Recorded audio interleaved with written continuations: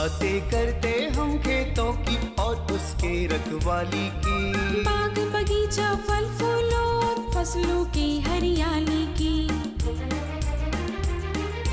हम बीजों की बातें करते उत्तम जल संसाधन की, हम तकनीकी बातें करते फसलों के उत्पादन की।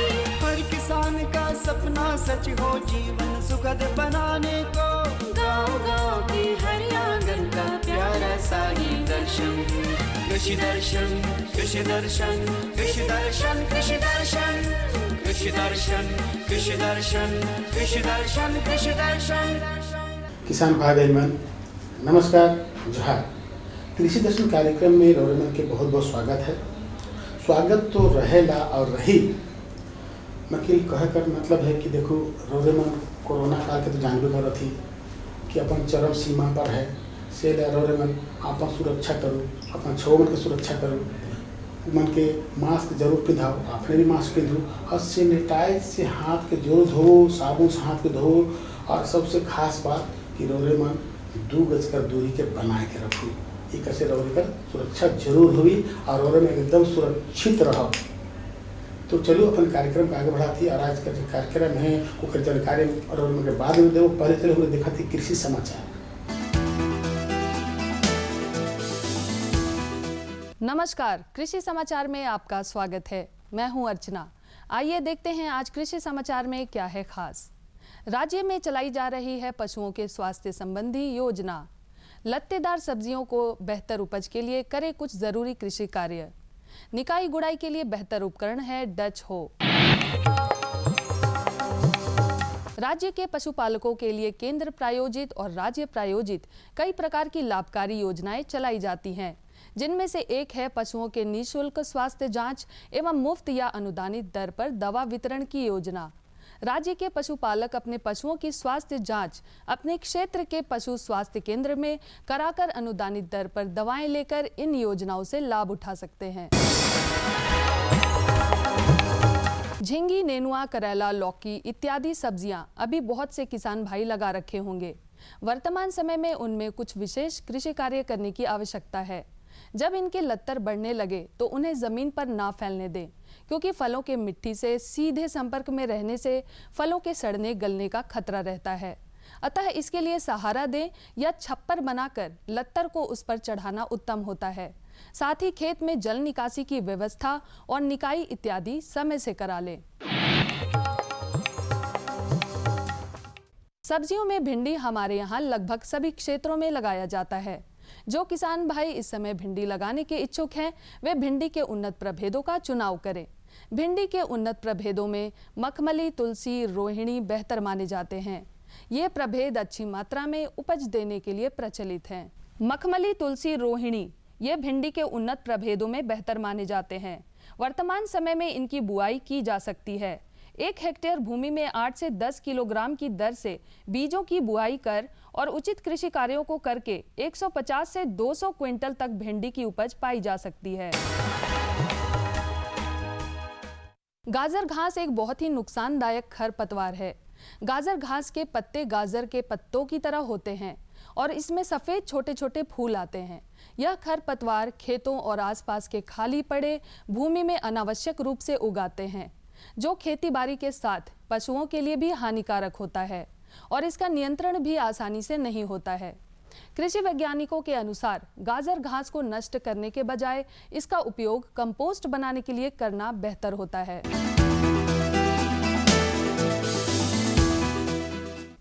निकाई गुड़ाई के काम को बेहतर तरीके से करने के लिए किसान डच हो का इस्तेमाल कर सकते हैं। इस कृषि उपकरण से खेत में निकाई गुड़ाई करने के साथ साथ नाली और मेड़ भी बनाया जा सकता है। ये है डच हो। निकाई गुड़ाई के काम के लिए निर्मित इस उपकरण से खेत में नाली और मेड़ भी बना सकते हैं। डच हो द्वारा एक दिन में लगभग 15 डिसमिल खेत में लगे फसलों की निकाई की जा सकती है। इस उपयोगी उपकरण को बिरसा कृषि विश्वविद्यालय के अभियंत्रण विभाग से प्राप्त किया जा सकता है। और अब एक नजर राज्य के कुछ प्रमुख शहरों के मौसम के मिजाज पर। आज राज्य के कुछ प्रमुख शहरों के तापमान इस प्रकार दर्ज किए गए। रांची अधिकतम 34 डिग्री सेल्सियस, न्यूनतम 20 डिग्री सेल्सियस। देवघर अधिकतम 37 डिग्री सेल्सियस, न्यूनतम 19 डिग्री सेल्सियस।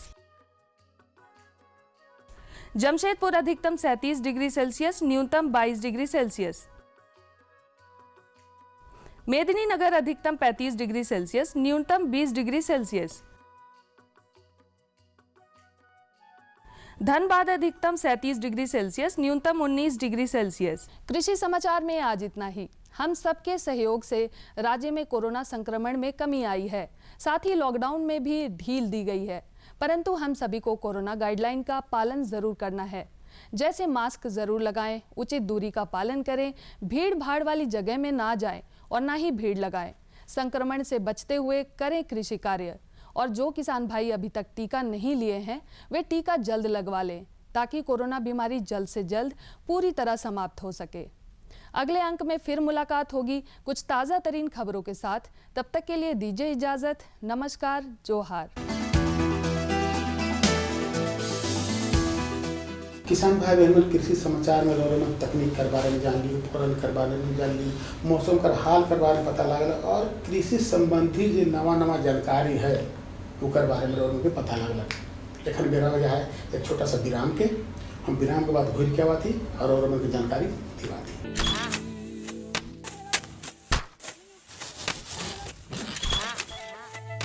भारत एक कृषि प्रधान देश है।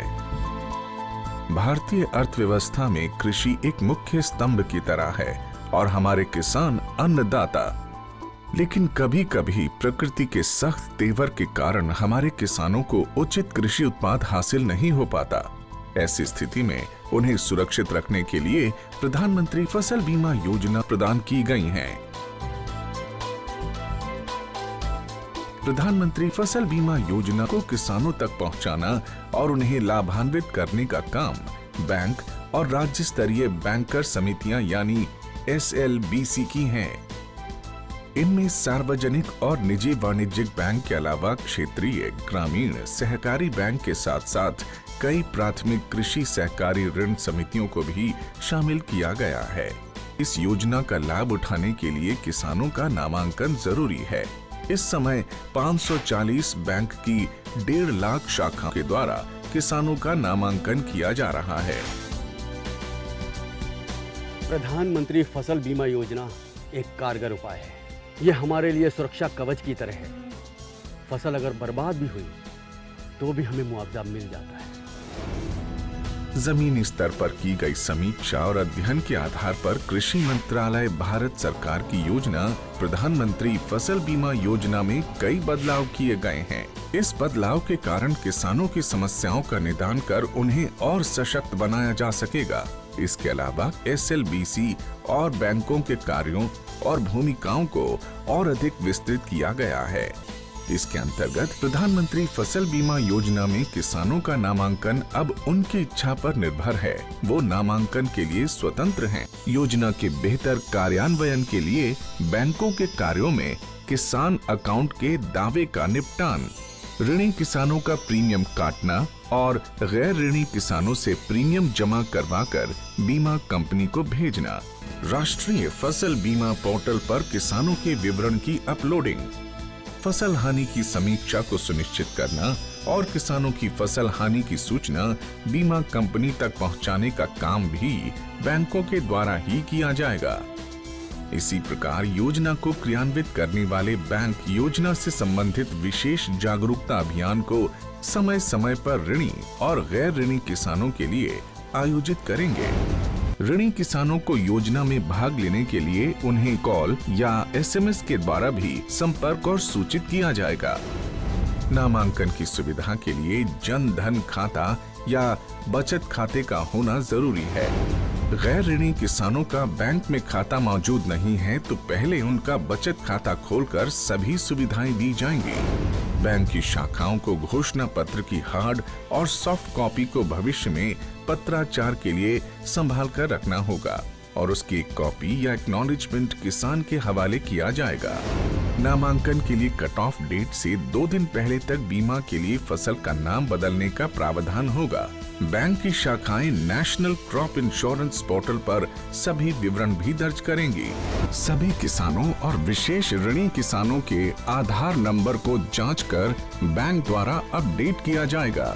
राज्य और जिला अधिकारी संबंधित एजेंसी और बीमा कंपनी के समक्ष किसानों को शिकायतों की सुविधा प्रदान करने का काम भी बैंकों के द्वारा किया जाएगा। SLBC बैंकों के लिए स्थापित एक शीर्ष संस्था है। यह संस्था राज्य सरकार और भारत सरकार के साथ समन्वय स्थापित कर सदस्य बैंकों के द्वारा प्रधानमंत्री फसल बीमा योजना को क्रियान्वित कर भारत के किसानों को सशक्त करने का काम कर रही है और उसका सीधा लाभ हमारे देश के किसानों तक पहुंचाया जा रहा है। सशक्त किसान, देश की शान। विराम के बाद रौरमन के एक बार फिर से स्वागत है। तो चलो अपन कार्यक्रम के हम आगे बढ़ाते हैं। आज का जो जानकारी है कि सोयाबीन का वैज्ञानिक खेती और प्रभेद कर बारे में किसान भाई बहन मन रौरमन सोयाबीन की खेती तो करीला और बेस तरीका से करेला, मगर इके वैज्ञानिक तरीका से करे के बाद एक और फायदा है। तो चलो इकर बारे में सीधे हमने जानकारी लेवत ही अपन विशेषज्ञ से कि का जानकारी देवत है और ऊपर में रौरमन अमल करत। सोयाबीन को पीला सोना भी कहा जाता है। इसकी खेती से निश्चित रूप से लाभ होता है, नुकसान की गुंजाइश कम होता है। सोयाबीन में प्रोटीन की मात्रा अधिक होने से खेती बड़े पैमाने पर की जाती है। जहां तक सोयाबीन की खेती की बात है तो ये जून मध्य से लेकर मध्य जुलाई तक इसकी बुआई की जाती है।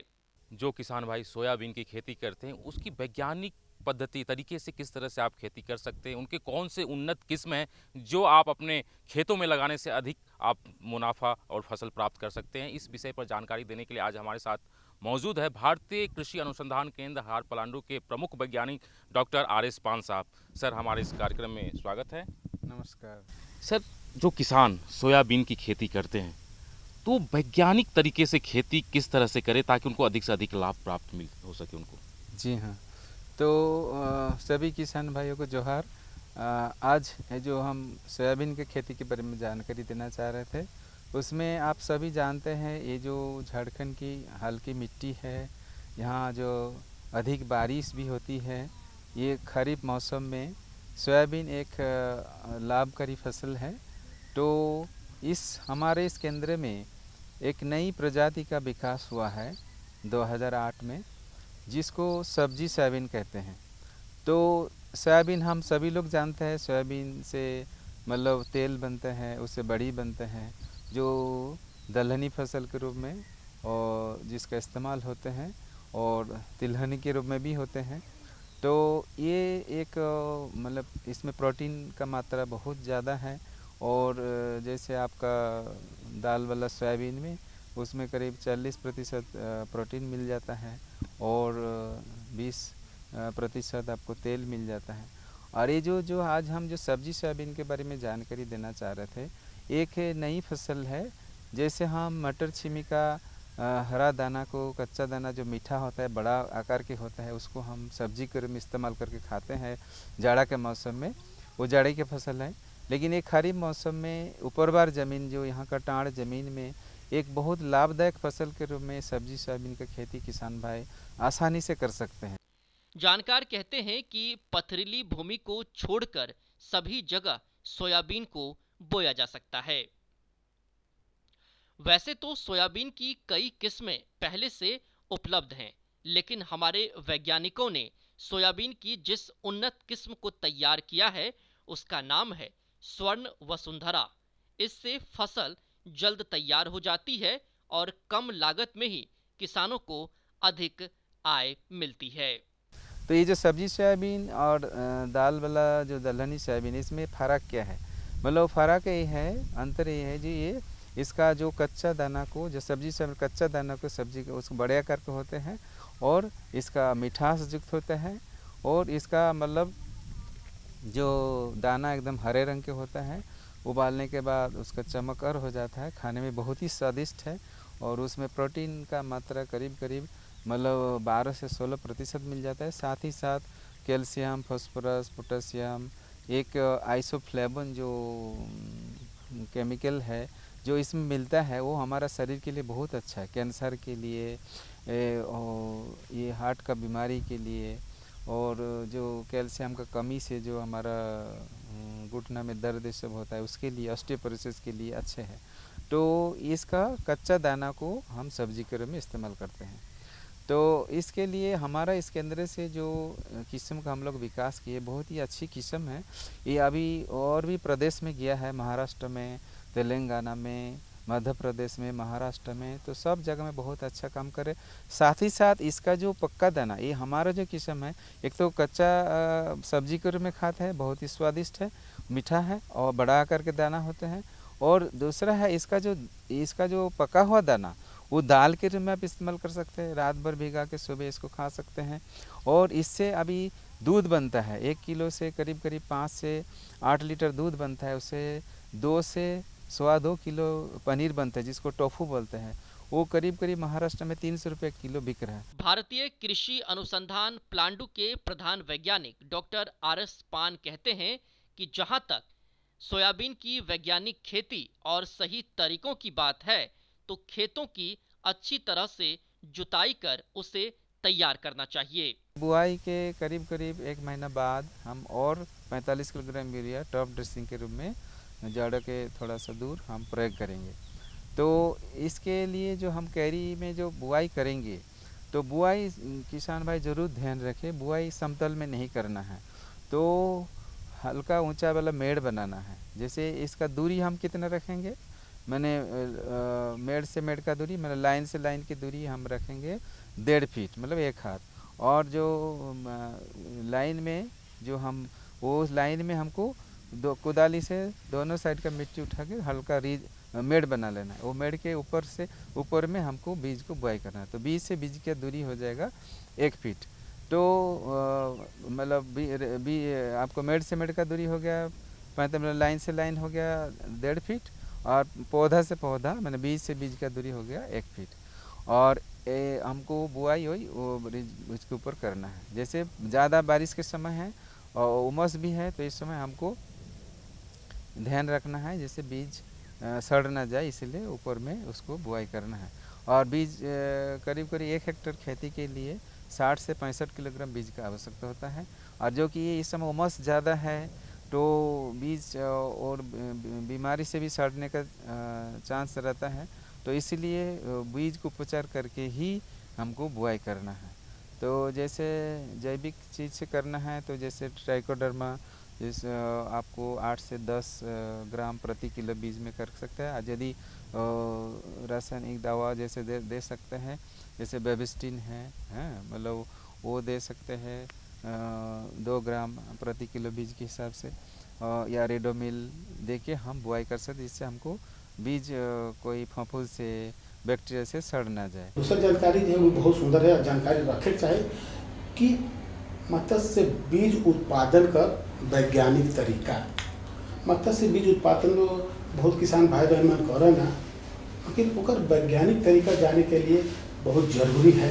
हमारे सीधे चलत ही अपन विशेषज्ञ के पास। किसान भाइयों, जो किसान भाई लोग मछली पालन करना चाहते हैं, अपनी आय को दुगना करना चाहते हैं, आज उन किसान भाइयों के लिए मत्स्य बीज उत्पादन के वैज्ञानिक तरीके के बारे में जानकारी प्राप्त करेंगे। आज हमारे साथ त्रिलोक जी उपस्थित है। आइए चलते हैं त्रिलोक जी से जानकारी प्राप्त करने के लिए। मत्स्य बीज का उत्पादन के लिए सबसे प्रमुख होता है नर्सरी तालाब की तैयारी। नर्सरी तालाब का चुनाव हम कैसे करें?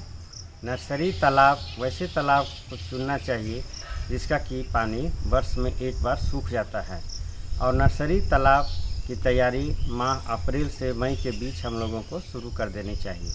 नर्सरी तालाब छोटे होने चाहिए, 30 से 40 डिसमिल, जिससे कि नर्सरी में संचयित स्पॉन का रख रखाव और उसका देखरेख सही तरीक़ा से हो सके। नर्सरी तालाब माह अप्रैल से मई के बीच में हम लोगों को चयन करना चाहिए और नर्सरी तालाब का तल को जुताई कोड़ाई कर देनी चाहिए, जिससे कि घास और खरपतवार का उन्मूलन हो जाए। नर्सरी तालाब के तल को जुताई करने के पश्चात उसके मेड़ की मरम्मती करनी चाहिए। अगर टूटा हुआ है तो उसका मरम्मत करके और मेड़ के किनारे भाग को कुदाल से हम लोगों को छिलाई कर देनी चाहिए, जिससे कि उसमें घास न हो।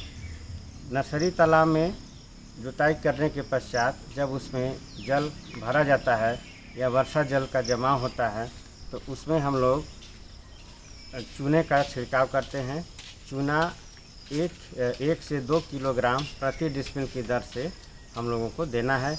चूना देने से पानी का पीएच संतुलित हो जाता है। और संचयन के 24 घंटे के पहले हम लोगों को क्लीनर 1 मिलीलीटर प्रति डिसमिल की दर से पानी में देना चाहिए। क्लीनर देने से जंगली कीड़े, जलीय कीड़े और जो भी हानिकारक जीव जंतु होते हैं वो मर जाते हैं, जो कि मत्स्य स्पॉन के लिए नुकसानदेह होते हैं।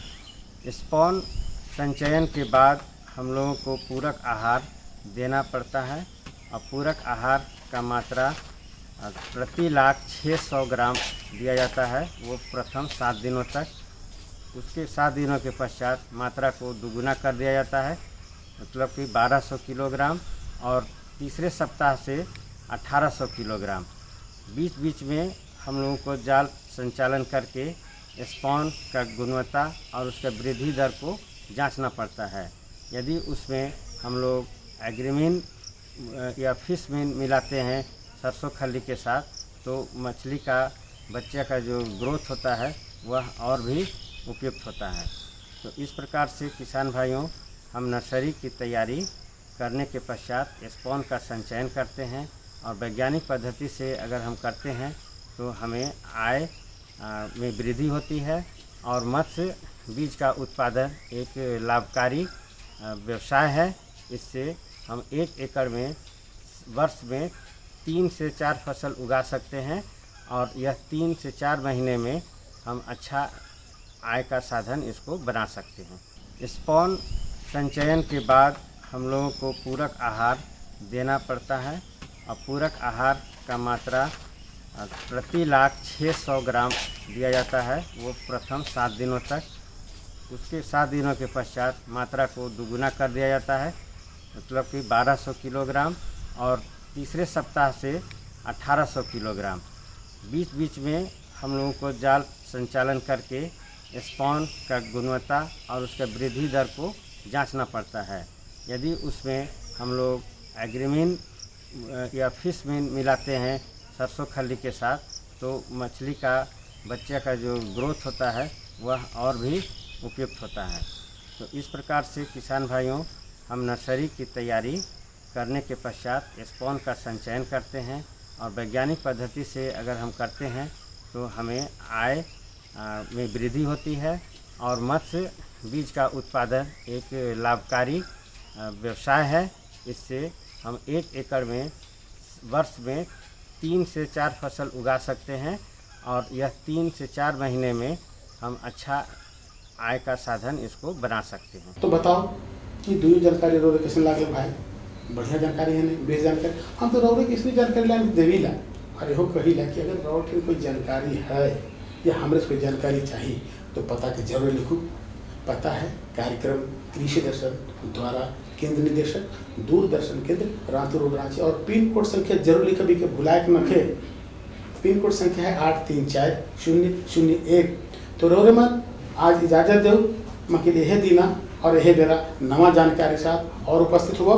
तब तक इजाजत दो, नमस्कार, जोहार।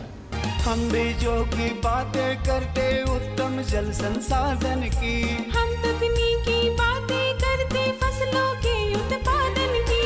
हर किसान का सपना सच हो जीवन सुखद बनाने को, गाँव-गाँव के हर आंगन का प्यारा सा ये दर्शन। कृषि दर्शन, कृषि दर्शन, कृषि दर्शन, कृषि दर्शन, कृषि दर्शन, कृषि दर्शन, कृषि दर्शन, कृषि दर्शन।